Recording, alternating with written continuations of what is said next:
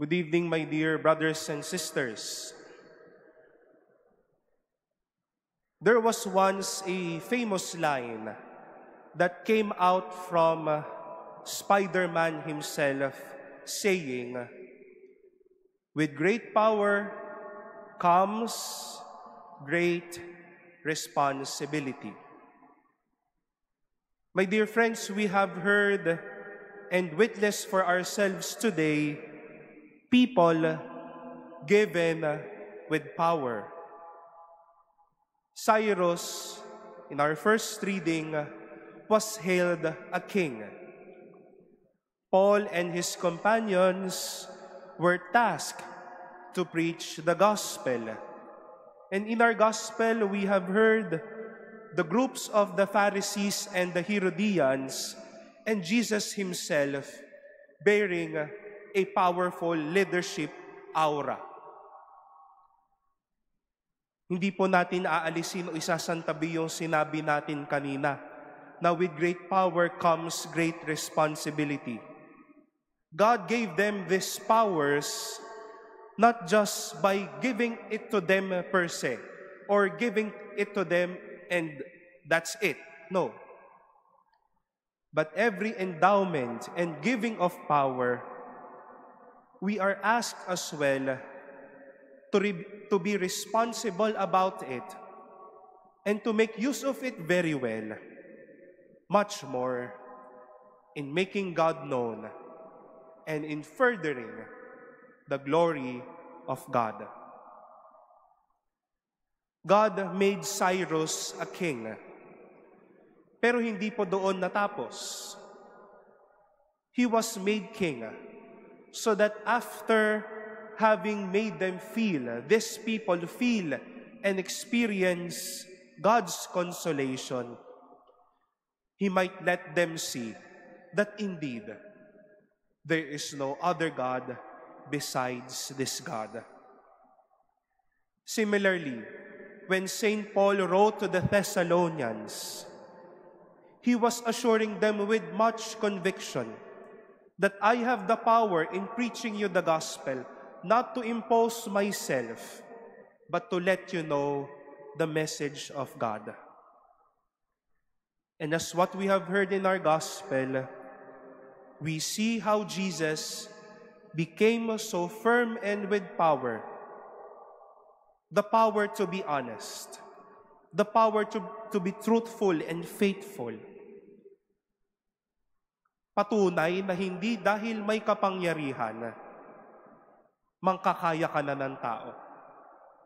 Pero dahil may kapangyarihan, magiging tapat sa bawat isa at mas lalo magiging tapat sa Diyos. This was the downfall of the Pharisees and the Herodians. During the time of Jesus, these people can be considered powerful people. They have the power over legal matters, over situations, over governance, over policies, and even over the lives of their citizens. They even wanted and would like to use their power, as what we have heard, to overpower Jesus. Tandaan po natin kung ano yung unang ginawa ng mga ito. The Pharisees went off, plotted how they might entrap Jesus in speech, and sent disciples together with the Herodians to contest Jesus. They used their power to overpower, to destroy, to disturb, and to make themselves the most significant, the idol and the spotlight of that time. My dear brothers and sisters, power can be for everyone. Or if not, power can be given to many. By next week, baka meron pong mga nagsisimba ditong mga kandidato. We will be choosing our barangay and sangguniang kabataang leaders. We might be working and living with people with power. Some of us here may be entrusted with power. Sa mga parents po na naririto, sa mga elders, sa mga kuya, sa iba't ibang mga tao na may katungkulan. It's power that we all have. Sa mga bata na naririto, in time, you will also be given power and responsibility. But our readings today would like to remind us not to use power to underestimate love for one another and even love for God. Hindi dahil may kapangyarihan, sa atin na ang tingin ng iba, sa atin na ang puri, sa atin na ang lahat, sa atin na lahat babaling.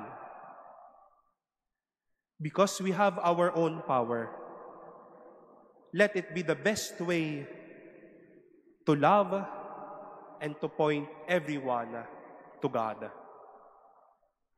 If power tends to draw many people to oneself, then power tends to weaken.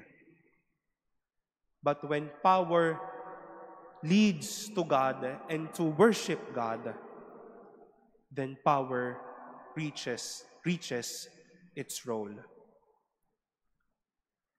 Mahirap po kasi ngayon na ang kapangyarihan ginagamit para ang madami makalimot na ang Diyos o hayaan na ding makalimutan na ng iba at ng sarili niya mismo kung paano magpuri sa Diyos. Sikat naman ako, kaya hindi ko nakikilalanin ang Diyos. Mayaman naman ako, sorry not sorry na lang, Lord. Famous naman ako sa bayan namin at sa aming neighborhood. Kaya yung pagsisimba na yan, it's not anymore my business. Madami naman akong FB followers at YouTube followers. Sorry na lang sa upbringing ng aking spiritual life. More than power, letting us see what is Caesar's, we also, through power, may we see means to a deeper realization of what is of God. Binigyan ng kapangyarihan para tumulong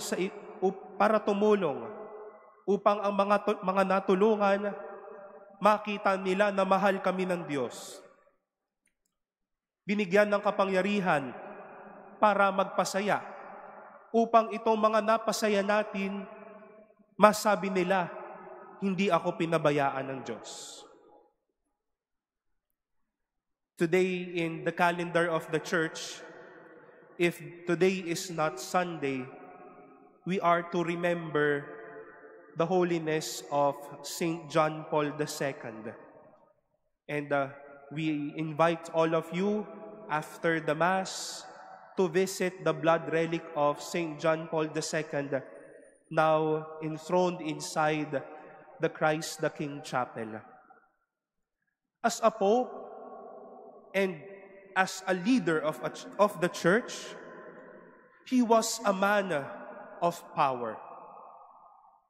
But he did not use that power to end up being famous, but making God the best known reality in this world. Remember the time that when he was assassinated, who in this world, after having that experience of you being attempted, you being assassinated, will approach still your probable assassinator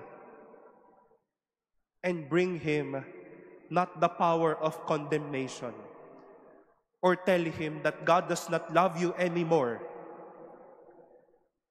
but to approach that person, offering him